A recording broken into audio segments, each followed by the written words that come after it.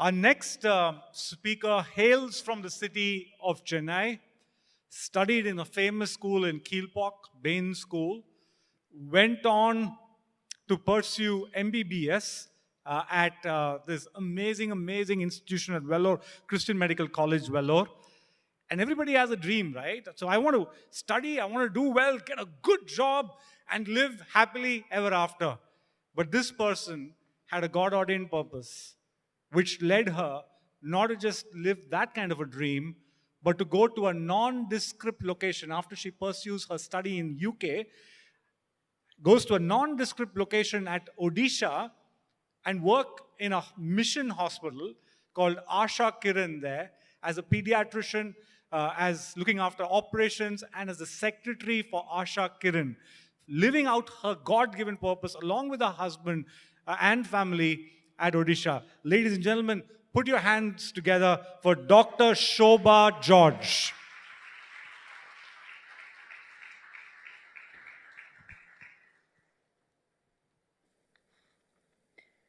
Good morning. I bring greetings from the Asha Kiran Society. We are a small NGO located in the Koraput district of Odisha. Koraput is a hidden gem. It's a breathtakingly beautiful rural part of Odisha. But it is also a land where time seems to have moved very slowly. A whole different country from the south of India where I grew up. So, how did I end up here? I would like to answer in one word: grace. And if there's one idea I want to convey to all of you, it is this: that God's grace is sufficient for my life and for yours, just as He has promised. So, to begin at the beginning, I gave my life to Christ very early. Acknowledging Jesus' lordship so early in my life was an advantage because whenever it came time to make crucial decisions in my life, some things were very clear to me. For example, for entrance into MBBS in Christian Medical College, Vellore, we used to have to write a statement to answer this question: why do you want to become a doctor? To me, it was very clear. Becoming a doctor was a means to serve God by serving others. Later, I heard that this statement is almost a joke there because just about everybody says it. But what can I say? I really did mean what I've said. Similarly, when it came to decisions on my future, marriage, I prayed that God would bring a man with similar views to mine. And God brought Ravi to CMC, someone who was just as committed as I was to serve the Lord. I'm talking about these things because we meet so many young believers who are agonizing over these decisions. You know, what should I study? Where should I go? What should I do? And I wonder, are those really the questions? Or are we seeking clarity on questions like these? Whom do I serve? Who do I belong to?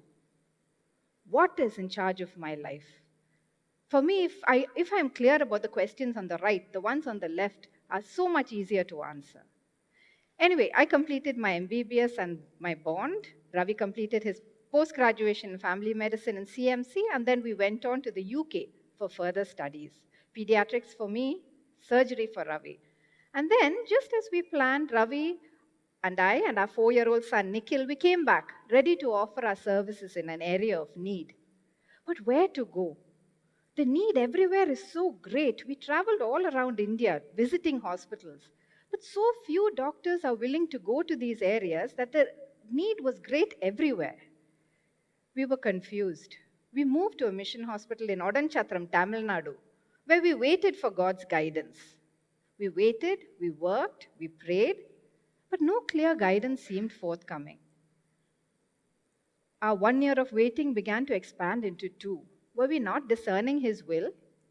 Our son was now 6 years old, and I was praying that God would also send us a daughter to expand our family.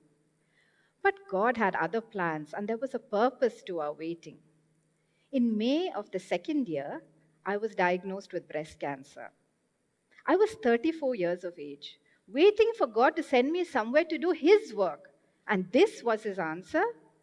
My friends and my colleagues were growing from strength to strength, growing in their careers, earning money, having families. I said I was willing to give it all up for my Lord. And this is how He replies with cancer.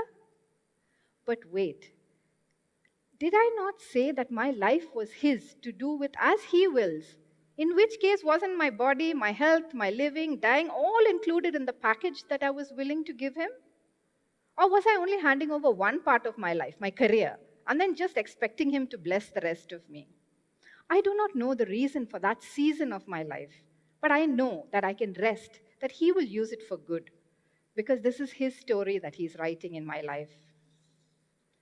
During this period of waiting, we began to feel led to one particular hospital in Odisha called the Asha Kiran Society. The doctor in charge there wanted a break. We were asked to go and take charge. So, after completing my surgery, my chemotherapy, and as my hair began to grow back, we moved baggage with one young son to Orissa. In Asha Kiran, we found a young hospital with a lot of community work running. We also found, to our horror, that as doctors, we were expected to know how to run it all: the hospital, the farming, education, everything. Difficult enough that it was so isolated, distant from any city, no senior doctors to help, no senior Christians to advise us. 18 years ago, there was no telephone or internet connections for quick consultations. We had to go outside the hospital campus if we wanted to, which is a little scary during jackfruit season because of the bears. And under one particular post, if we were lucky, we would get a cell phone signal. This was so far removed from our comfort zone. But then again, we don't expect life to be easy and comfortable just because we think we're doing God's will. What we do expect is that through it all, God will be with us. And so we continued. We learned, we made mistakes, we learned again, and a core team began to build up around us. So, what did we learn? We learned that the basics of farming and education, of course. We learned to run a hospital with minimal resources. All these are things that were not included in the CMC syllabus. We learned that God will remove all the supports we lean on until we are leaning only on Him. These are tough lessons, but once learned, it becomes so much easier to walk in God's ways. In the meantime, my health challenges continued. I had frequent, unexplainable bouts of pneumonia. 10 years after joining, I contracted pulmonary TB. I decreased my hospital hours and took up more office responsibilities because I was catching infections so easily. Few years later, I had a life-threatening attack of pneumonia that put me in hospital for 2 weeks with oxygen support, and at this point it became clear that clinical work would have to take a rest. But why? Did all that hard work, the sleepless nights, the struggle to become a pediatrician count for nothing? Again, I don't know the answer. I just keep moving ahead in faith. I moved completely into management. And since then, I have found in myself a love and a talent for administration. God keeps opening doors when others are closing. We just need to move on in faith. Because this is His story, not ours. Remember how I wanted to expand our family? In 2010, we adopted a little girl from Orissa. And then, 3 years later, God sent us another biological daughter as a bonus.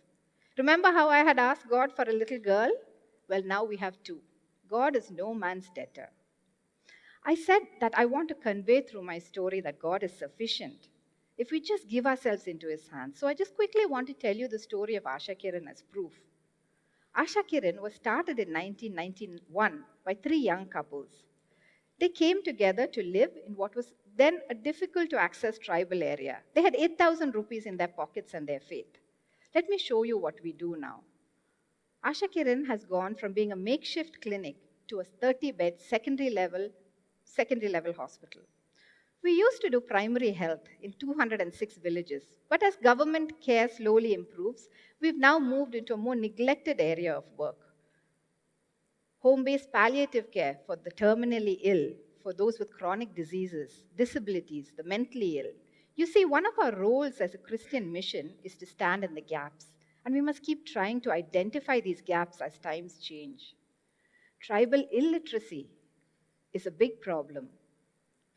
Asha Kiran started multilingual education. We adopted this philosophy that believes that children learn concepts best in the language they're most familiar with, their mother tongue.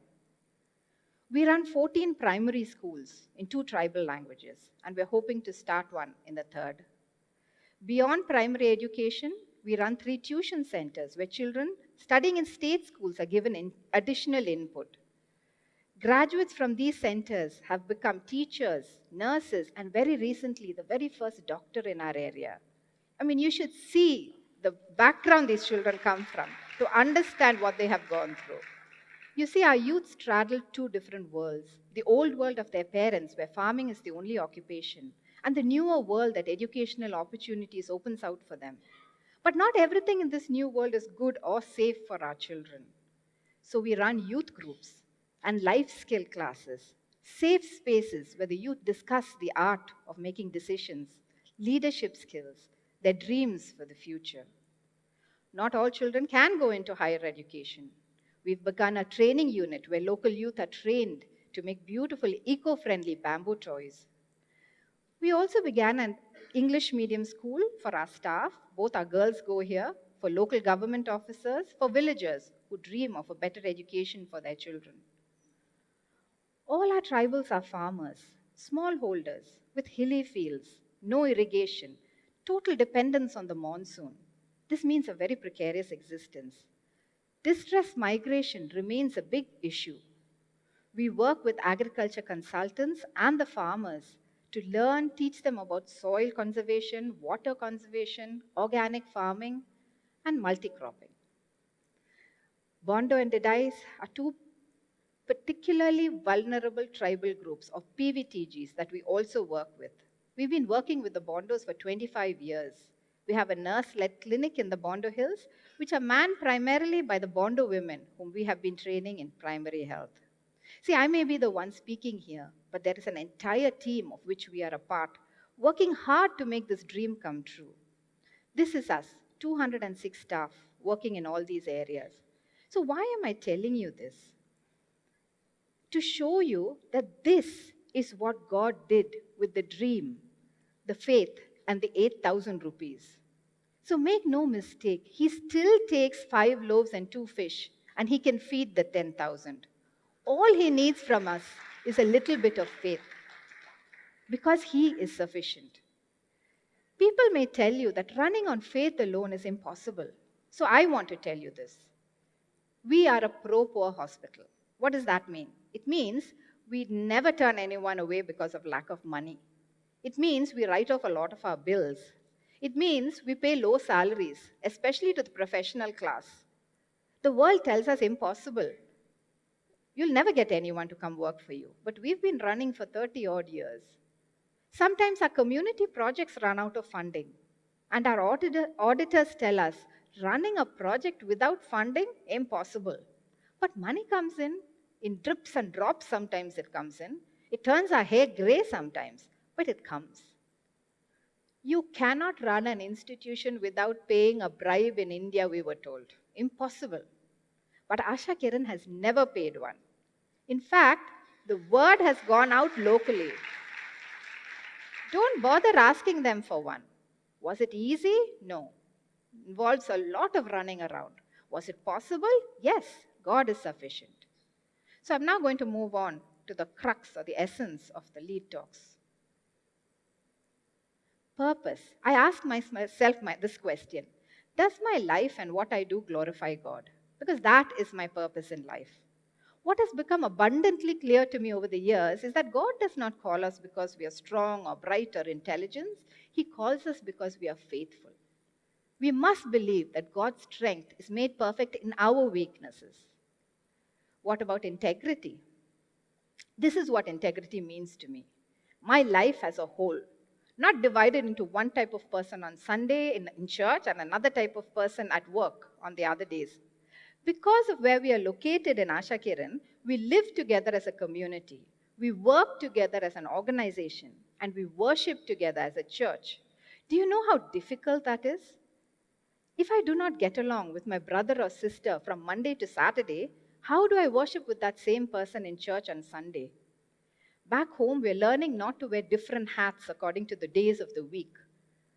We learn that the kingdom of God is in us and around us and with us, whether it's Monday on a busy OPD or Tuesday in the operating theater or Thursday when we're discussing salaries or money in the office. We are the church every day of the week in all that we do. That is integrity. What about excellence? Coming from the kind of work we do, it's a little difficult to define excellence.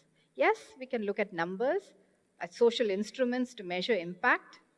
For example, I could show you a study that puts Lamtaput, the block in which we work, ahead of our surrounding blocks in numerous socio-economic indicators. But the change we long to see is in the hearts of people. And how do we measure that? I believe my definition of success will tell you a great deal about the true state of my heart. So I'm just going to say this. Excellence, I think, is a side effect of being true and being passionate. Passionate about what? This is why we have the Bible. Where does my heart align most with the heart of God? Which verses sing to me from the Bible? Let me read one of the most powerful verses that speaks to me. Isaiah chapter 58, verses 5 to 8. God is talking to Israel. Is this the kind of fast I have chosen? Only a day for people to humble themselves? Is it only for bowing one's head like a reed and for lying in sackcloth and ashes? Is that what you call a fast, a day acceptable to the Lord? Is not the kind of fasting I have chosen to loose the chains of injustice and untie the cords of the yoke, to set the oppressed free and break every yoke? Tell me, is it just that a woman can die in childbirth merely because of where she lives? Is it just that farmers work so hard and see so little of the fruit of their toil? Is it just that children go out for manual labor to cities because they have no choice? I hope in Asha Kiran we are working to break the chains of injustice because we need to be God's love in action. We need to be the gospel, the word become flesh again, practically showing the world the goodness and love of our great God. So it does not remain biblical theory alone. It is only by building up the least of these that our country of India can truly shine like the government wants it to. This may seem a huge task, but my part is to be faithful in what I do. The rest is up to God, because it is His story, not mine. And that is sufficient for me. In fact, it is more than enough. Thank you. Awesome. That's so good. Ladies and gentlemen, may I request you to stand to your feet and give a round of applause for this amazing, amazing story of this is God's kingdom here on earth. Thank you for sharing this with us. I'm going to request Joe and Betty to come forward and facilitate Dr. Shobha. And also request if husband Dr. Ravi could also come on stage, please. Could you keep clapping and appreciate this great work that this couple is doing? What does it say on the healing hands is what it says. Thank you.